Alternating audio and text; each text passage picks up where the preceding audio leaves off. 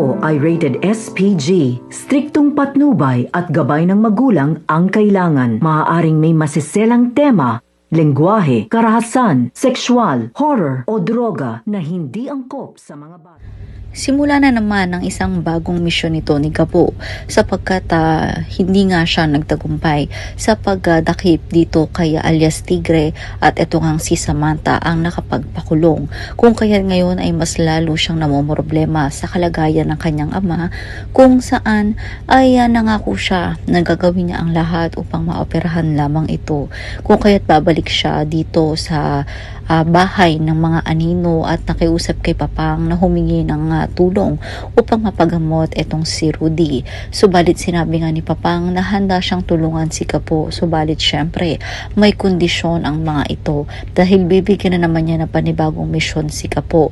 So matapos nga itong si alias Tigre ay si Mr. Chan naman ang kanyang tatrabahuhin kung kaya't magpupunta siya dito sa warehouse ni Mr. Chan. So lingid sa kaalaman ni Gabo ay magiging 3 grupo sila na tutugis kay Mr. Chan. Ang una ay ang NCIA na sa pangunguna pa rin ni Samantha sapagkat hindi pa doon natatapos ang misyon ni Samantha para nga dito kay Victor Zafra. Samantala, dahil nga sa nangyari kay alias Tigre, ay galit na galit ang pamilya Zafra dito kay Mr. Chan sapagkat nakulimbat niya ang lahat ng gintong dala ni Victor kasama na rin ang pera na sana'y ipambabayad ni Mr. Chan. Kung kaya't ngayon ay tutugisin nga ng kapatid ni alias Tigre, eto nga si Mr. Chan nang sa gayon ay makuha ang milyon na dapat ay nasa kanilang kamay na ngayon sapagkat nakuha na nga ni Mr. Chan ang lahat ng ginto upang maibenta.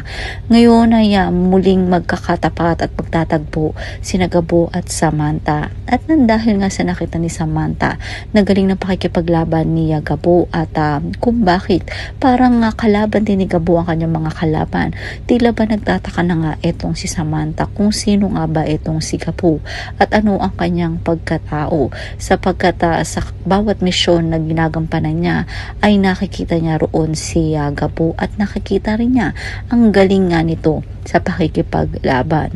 So dito na nga ba magsisimula ang interest ni Samantha kung sino nga ba etong si Gabo at magtatagumpay na nga kaya sa pagkakataong ito si Gabo tungkol kay Mr. Chan upang sa gayon ay mabigyan na siya ng reward ni Papang.